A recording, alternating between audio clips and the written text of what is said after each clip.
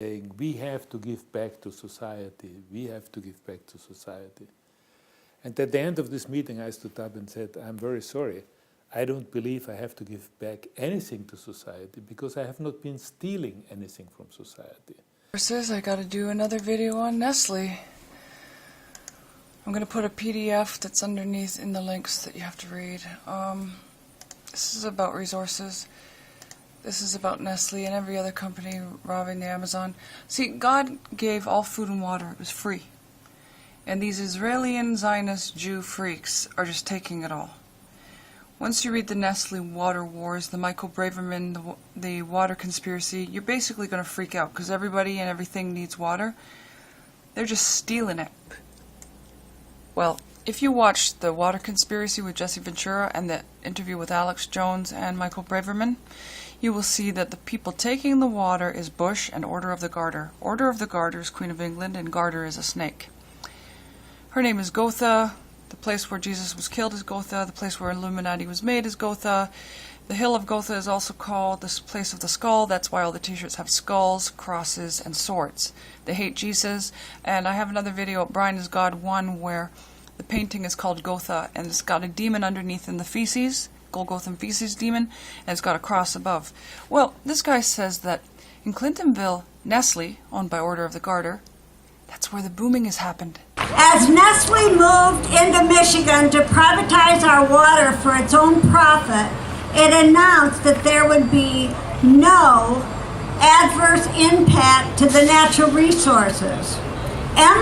Michigan Citizens for Water Conservation believed then, and it has been proven in the courts, that irreparable harm would occur to the waterways due to pumping by Nestle.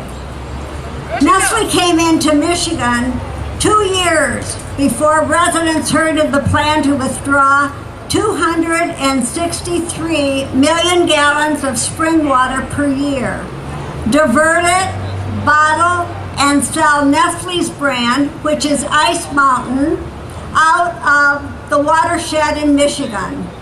Nestle spent those 2 years meeting with Michigan government officials, from the governor to the local officials, companies like Nestle. Through the efforts of MCWC, lawsuits were filed against Nestle to preserve our water rights in the Great Lakes Basin.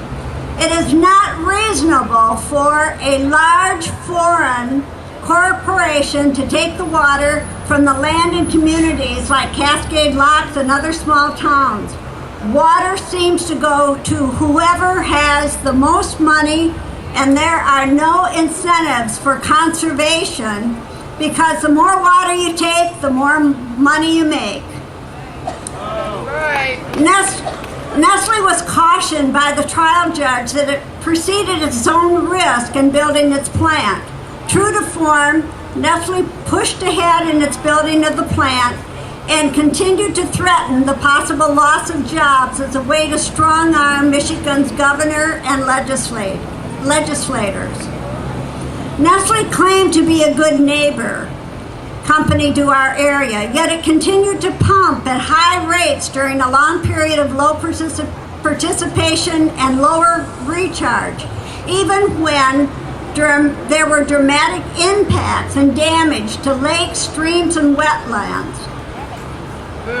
Lives have changed for the people in Mecosta and the members of Michigan Citizens for Water Conservation since Nestle came to Michigan. The issues have pitted neighbor against neighbor, and friendships have been severed. Nestle has violated our lives directly and indirectly with telephone polling, private investigators, FBI visits to our homes, and a threatened SLAPP suit, which is a strategic lawsuit against public participation against my son. I'm a landowner in Waterford, Stoneham, and Albany, and I'm just listening to all the points, and I think everybody's got something to stand on, but I'm just kind of confused why anyone would negotiate or even consider doing business with a company that will sue you if you don't. That's all I want to say.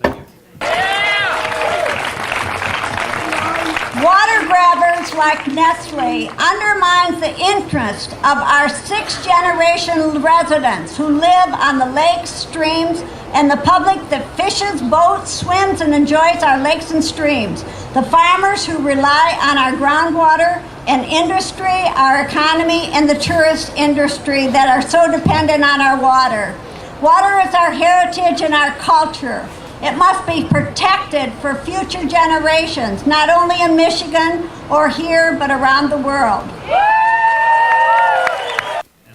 Hello, my name is Luke. I live in Freiburg and I drink my water from the Freiburg Water Company. I do not feel that the 45-year contract is a good idea for several reasons. One, the Nestle multinational corporation has caused grief in many other countries, and I am afraid they have already caused grief in our community. Two, Nestle's water brand, Poland Springs, claims to be a good neighbor, but I think when they sued the town and its people for saying no to them, that is not a good neighbor. In school, we learn a lot about not bullying, and this seems like bully behavior to me. We do not want to be bullied for the next 45 years. I think we could have a reward system and have them as neighbors for 5 years at a time to help them with the good neighbor behavior and to make sure our aquifer stays agreeably healthy. 3, first of all, I must say thank you for letting me speak on this matter now, because I may not be allowed to speak again until I'm 54 years old about this.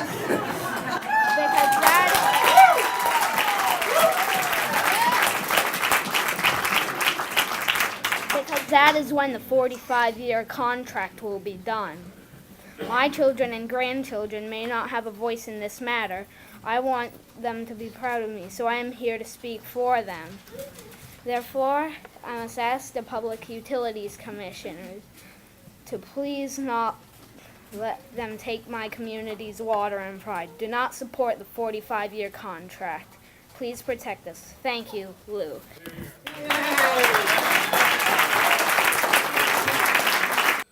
Let me answer with an anecdote. Some years ago, there was in Davos a very important meeting, and the main subject was corporate social responsibility. And during 5 days, every CEO of the world was saying, we have to give back to society. We have to give back to society. And at the end of this meeting, I stood up and said, I'm very sorry. I don't believe I have to give back anything to society because I have not been stealing anything from society. Water should not be a human right, according to food giant Nestle. Its boss admits in an interview for Big Think he has no place for philanthropic ideas. NGOs bang on about declaring water a public right. That means, as a human being, you should have a right to water. Personally, I believe it's better to give it a value, and then one should take specific measures for the population that has no access to this water. Let's talk to Anthony Gucciardi at Natural Society. Thanks a lot for coming on. What do you make of this? I mean, if water should be owned by these major corporations, then why not the air that we breathe?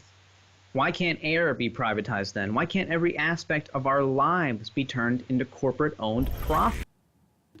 Cities worldwide are taking back control of their water systems. Buenos Aires, Hamilton, Paris, Kuala Lumpur, Dar es Salaam. Years ago, they thought private companies could do better. Now they know that's not true, because they've seen the worst of unequal access. They've endured technical failures and environmental catastrophes. Tariffs increased while their water systems were decaying. Now these cities are getting their heads out of water with remunicipalization. They're transferring water services from private companies to municipal authorities. It's not an easy word to say, nor is it easy to do. But it can be done, and it can outperform private management. Oh, yeah! Take Buenos Aires. In 1993, the government granted a 30-year concession to a subsidiary of French water company Suez. The private company's profits soared, even as it failed to comply with its contract. Over 10 years, urban residents saw their water bills increase by 88%. When the debt crisis struck Argentina in 2002, the company sued the country for its financial losses, and international courts are threatening to impose fines over $1 billion. After long but unsuccessful negotiations, the President of Argentina finally announced the creation of a new public water company. Expansion of access became the main objective, and the government pumped millions into infrastructure to universalize water access. Some innovative new strategies were rolled out, such as the creation of worker cooperatives that involve residents in expanding the water network in low-income neighborhoods. This initiative alone connected more than 700,000 new water users.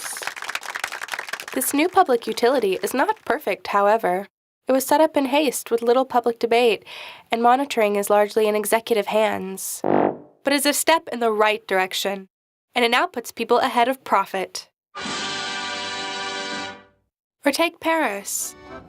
In 2008, the city of Paris sent shockwaves through the water community when it decided not to renew its contract with French companies Suez and Veolia, the world's biggest water multinationals. They had operated the city's water supply since 1985.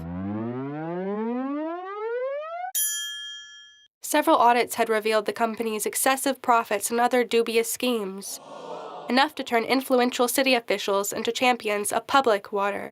During his re-election campaign, the mayor of Paris pledged to bring water back into public hands. By 2010, the new public entity, Eau de Paris, was operating and realized 35 million euros in direct savings in its first year. As a result, water tariffs were reduced by 8%. But it was not an easy process. The multinationals lobbied hard and took the city to court. Information technology transfer was a challenge. Relations between unions were tense, and some city departments resisted change. But despite these obstacles, the transition was a success. Eau de Paris has since proven to be an efficient, transparent, socially, and environmentally responsible public water provider. It has given water solidarity allocations to some 44,000 low-income households in Paris and has established solidarity public-public partnerships with various cities in the south. It has helped 118 farmers around water catchment areas eliminate the use of toxic chemicals that pollute the water supply. Paris has shown that even where corporate power is entrenched, people can reclaim and improve their water services. What lessons can we take away from these experiences? Water privatization is reversible. Transfer to a public provider can happen with little disruption, and a committed workforce can improve water services by making equity and affordability a priority, offering quality services, and protecting the environment. Remunicipalization can be done anywhere. It is challenging, and there are no simple blueprints, but by sharing experiences, cities can learn from each other. Private management of water is failing all over the world, and we must be ready for alternatives. Cities should think about ways to regain control over their water systems. Cities must ask themselves what public means after years of privatization. And you, the water user, need to have a say. Do it! Remunicipalization works.